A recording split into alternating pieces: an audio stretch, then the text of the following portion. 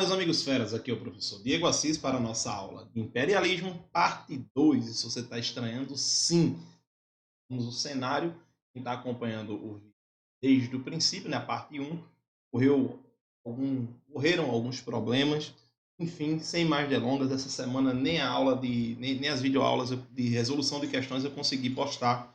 Para que eu terminei de gravar, apareceu um imprevisto importantíssimo e bom ao mesmo tempo. Mas vamos lá, sem mais delongas, é que tem na parte 2. Eu disse a vocês que a parte 2 e a parte 3 seria, respectivamente, África e Ásia, né? Como se deu o processo imperialista das potências europeias sobre essas duas regiões, sobre esses dois continentes. Então, essa primeira parte, ela diz respeito a uma característica que eu não posso controlar e não adianta só eu falar.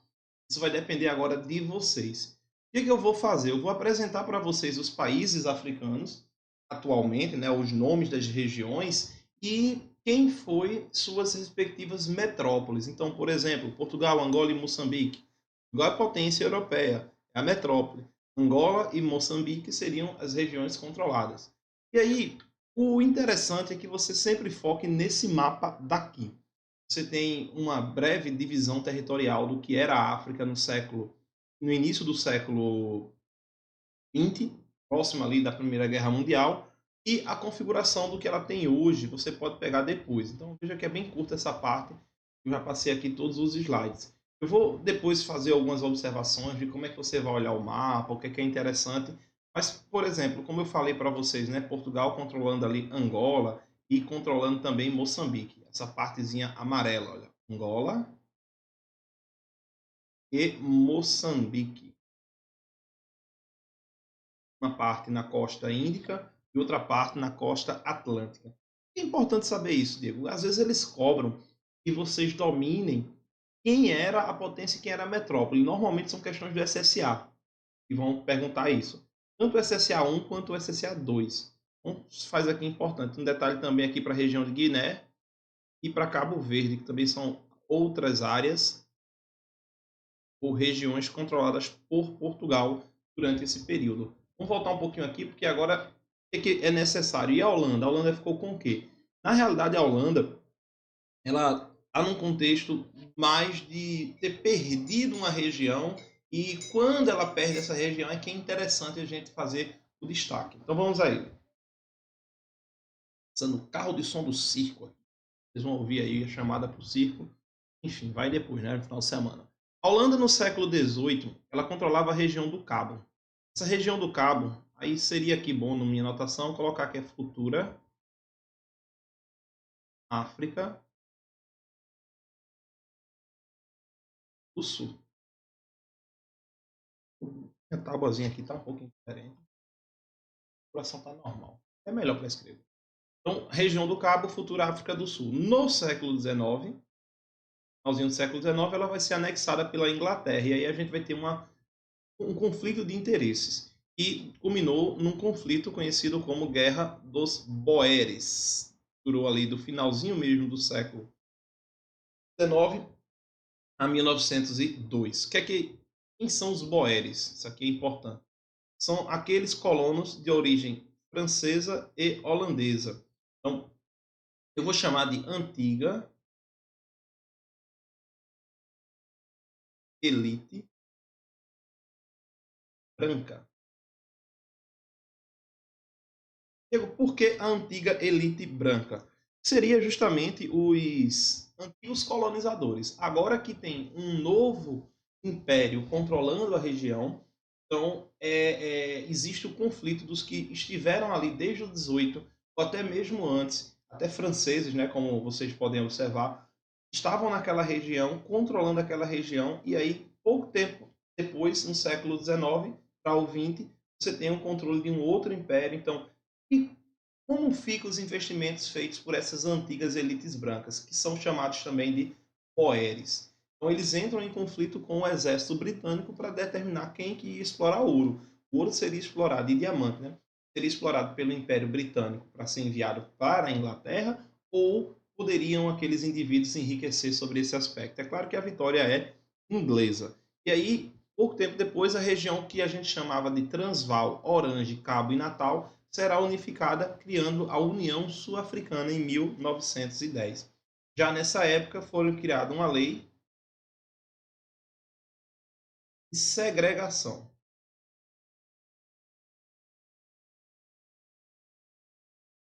racial. Diego, eu não entendi, me explica melhor isso aí, vê só. Funciona assim. O problema de existir preconceito entre brancos e negros é normal de entender. Calma lá, viu? Normal de entender. Assim, aceitável já é outra história. A situação ela fica mais complicada ainda quando existe uma lei que legitima o preconceito, que é o caso do apartheid. Então, nós temos leis que são até veladas, outras mais diretas, com preconceito, que é o caso do apartheid, e nós temos a não aplicação da lei. Então, são três coisas diferentes. Então, pega, por exemplo, o cenário do Brasil.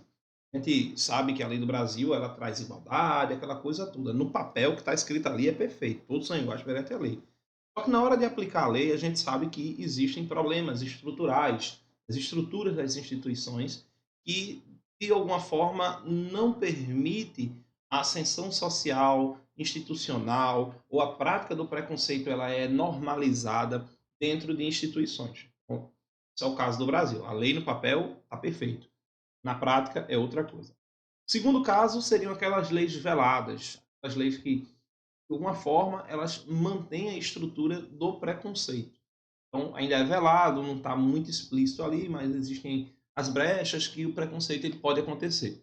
O caso do apartheid é uma lei de segregação, então oficializava só tem coisa que é só para branco e tem coisa que é só para negro. E essas coisas que são só para negro são proibições ou características que de alguma forma colocam ele numa situação de subalterno, numa situação de inferioridade, não permitem ascensão social, existem bairros, guetos, escolas que só deveriam ficar esses indivíduos, e é claro que sempre menos favorecidos, sem auxílio do governo, sem amparo, na verdade, do governo. Enfim, então essa lei ela vai durar até o ano de 1994. Só que aí o contexto do final dela a gente só vê depois. Quando eu estiver dando ali a minha última aula de Guerra Fria, mais ou menos, eu falo sobre essa ascensão de movimentos democráticos, de lutas por direitos civis. O mundo participou de uma forma muito ativa contra essa lei. Por quê? Porque ela seria, de alguma forma, uma, uma, uma lei, o equivalente ao que foi a escravidão, só que, como eu disse, legitimizado. A gente tem hoje em dia a situações análogas à escravidão, mas, como eu disse, se fosse para valer o que está no papel, seria ótimo. Aí o que acontece são as falhas e a gente precisa, obviamente, combater e perseguir essas falhas, nesses desvios de conduta de empresários que contratam e quando o indivíduo chega para trabalhar, ele é semi-escravizado ou escravização moderna, enfim. Espero que vocês tenham entendido. Então, complemento desse assunto a gente vai ver depois. Dificuldade, então, aqui, Diego. Primeira dificuldade é você entender quem são os boeres.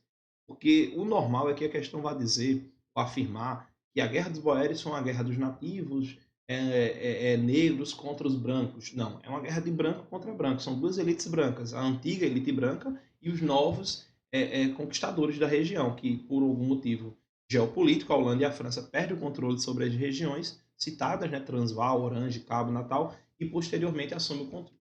Ainda nesse mesmo contexto, eu tenho aqui o Egito em relação à França. Por quê? O Egito ele é um problema.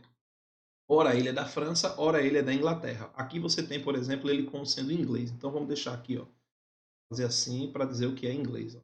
Essa região da Costa do Ouro, região de Nigéria, a Uganda, a África Ocidental, hoje Quênia, a região da Somália, essa região aqui da costa francesa não entra, mas aqui ó, a Rodésia do Norte e a Rodésia do Sul, hoje não mais com esse nome, e aí as regiões foram unificadas ali, ó, Transvaal, a região de Orange e a União Sul-Africana, que depois vai ser unificado por Natal e a gente viu ali, deixa eu ver aqui, o nome fugiu a cabeça, Cabo, a região do Cabo. Então, visto dessa forma, a gente sabe que a Inglaterra então controla boa parte aqui a Serra Leda, as regiões todas controladas pela Inglaterra. O importante é Por quê? Porque a Inglaterra ela detém a maior parte economicamente interessante e viável. Só que eu também falei da França. Veja que a França tem boa parte da África saariana, que é essa parte que está no deserto do Saara, que é o norte e nordeste. Além, é claro, da ilha de Madagascar. O detalhe que eu queria chamar a atenção de vocês é isso aqui, ó. Essa faixa de terra que eu passei uma linha vermelha. Até em cima da água. Então, vamos passar bem aqui, pronto, a linha vermelha. Por quê? Boa parte da produção de petróleo do mundo, já em 1914, vai sair daqui, ó, petróleo.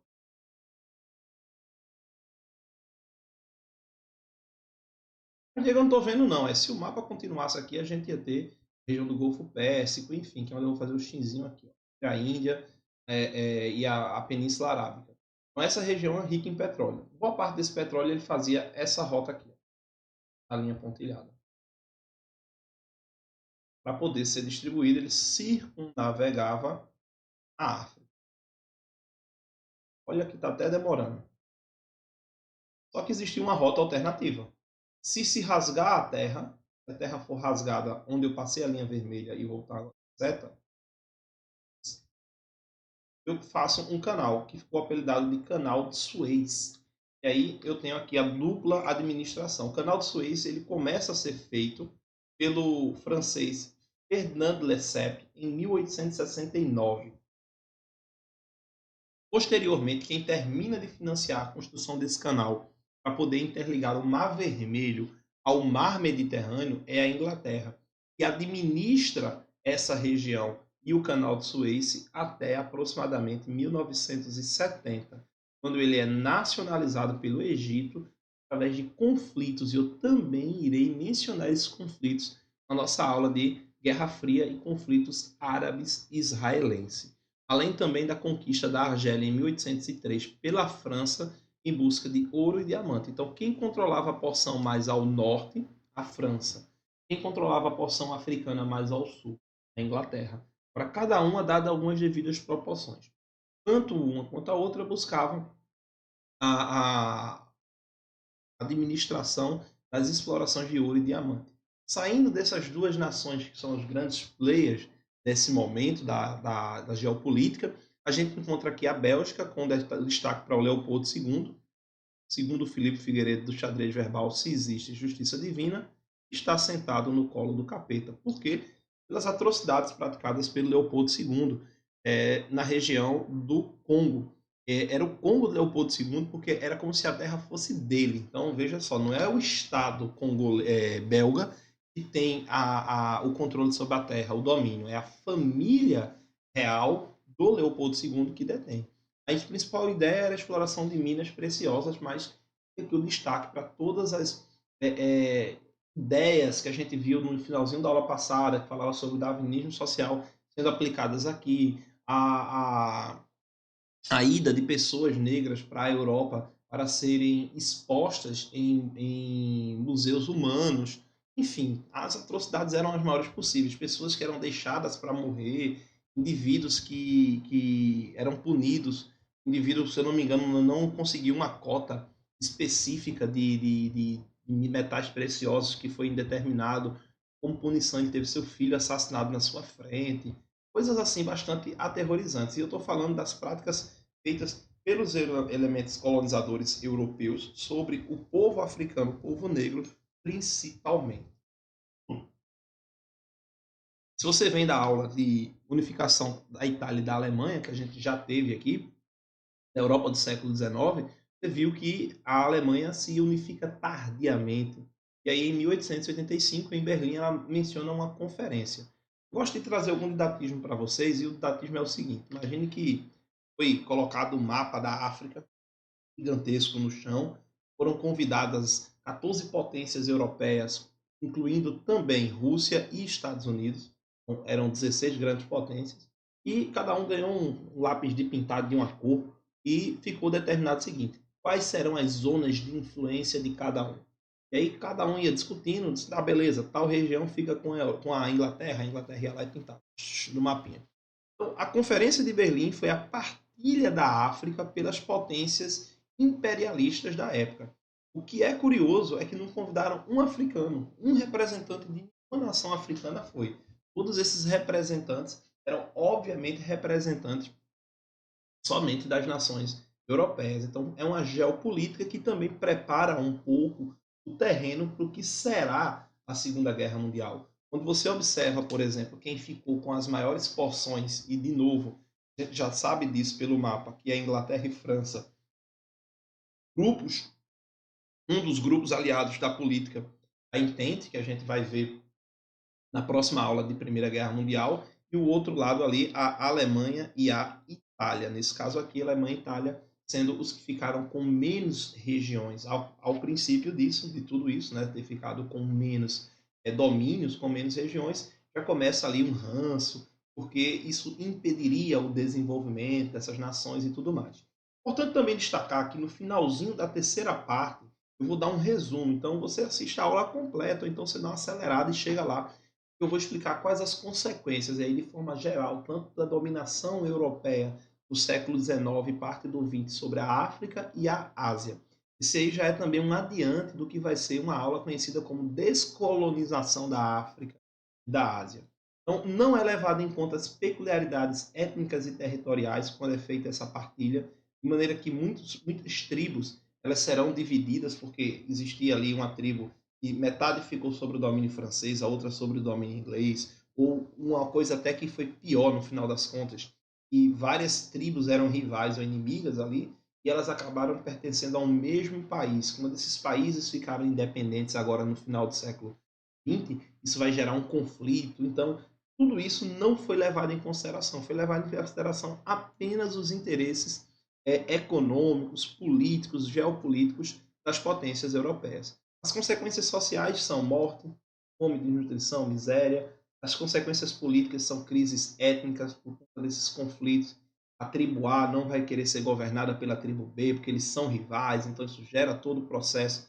Hoje a gente tem o caso dos Tutsis e dos Hutus. Então, tudo isso são coisas que não se levou em consideração, repito, e levou a todo um processo de crise ou consequências de destruição social, econômica, enfim. Culturais e ambientais também nem se vê o caso, né? Desde o começo ou do final da última aula, perdão, quando eu falei de darwinismo social, uma das características do darwinismo social é a morte cultural das culturas que estão sendo dominadas pelos dominantes. Essa tentativa de acabar com essa cultura que seria inferior, o europeu é melhor, então entra em oposição ao eurocentrismo. A prática do eurocentrismo leva à crise cultural desses países ou dessas regiões africanas. E as questões ambientais até hoje.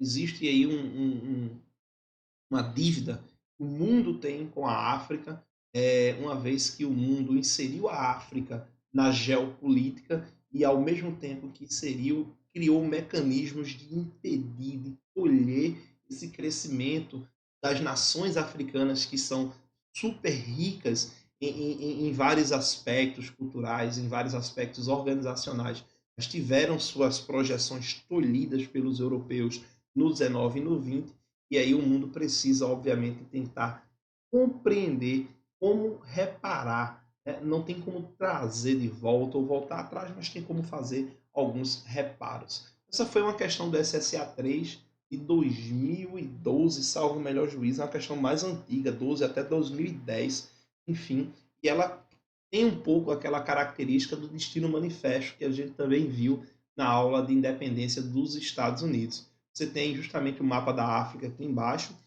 Na ocasião, tinha o nome desse colonizador, ele foi um importante membro da corte britânica nesse processo de dominação. Ele tem um pé na África do Sul, o outro lá no Egito, no canal de Suez quase, e você tem um fio, uma linha telefônica ou energia, são os símbolos do progresso. A roupa que ele usa lembra muito a roupa do pai da Jane, da série animada, do Tarzan. Então, é o típico explorador europeu. Ao pé, depois ela traz uma imagem do Tarzan enforcando um leão, a capa de uma revista da época. E o Tarzan é um elemento engraçado, né? Existem africanos na África, pasmem, eu estou sendo irônico, mas foi necessário um indivíduo branco cair no meio da selva para ser criado pelos animais, para ele ser o grande destaque da região. Então, isso tira do elemento negro nativo da África essa condição de ser ele próprio o indivíduo que vai conseguir trazer o progresso e a libertação. E você coloca, né, nesse imaginário fictício da criação de uma revista ou de um livro e explique quem é o Tarzan. Acaba sendo esses os paralelos que são necessários a gente poder fazer. Uma última coisa, né, talvez não tenha ficado claro, com a construção do canal de Suez, que eu falei que passou pela administração, as rotas do petróleo elas vão entrar aqui no Mar Vermelho, economizar mais da metade da viagem, e o indivíduo pelo Mar Mediterrâneo, aqui ele já consegue fazer as suas transações econômicas. Importantíssimo para o comércio de petróleo da região. No início de 2002, um navio encalhou no canal de Suez, um supercargueiro, uma coisa assim fora do comum. O Egito passou por um perrengue miserável por aproximadamente ali 10 dias ou mais, pouco mais do que isso, porque travou todo o engarrafamento de navios no Mar Mediterrâneo e no Mar Vermelho. Isso causou aí uma série de questões e problemas econômicos para o Egito. Turma, eu espero que tenha sido a contento. Não perde aí a próxima aula que vai falar sobre a Ásia, que seria imperialismo parte 3. Desejo a todos bons estudos. Não esqueça de curtir e compartilhar nossos vídeos. Tem dado muito certo essa ajuda que vocês têm nos dado. Isso é fundamental para que a gente possa continuar o trabalho no nosso canal, obviamente dando essa moral. Até a próxima.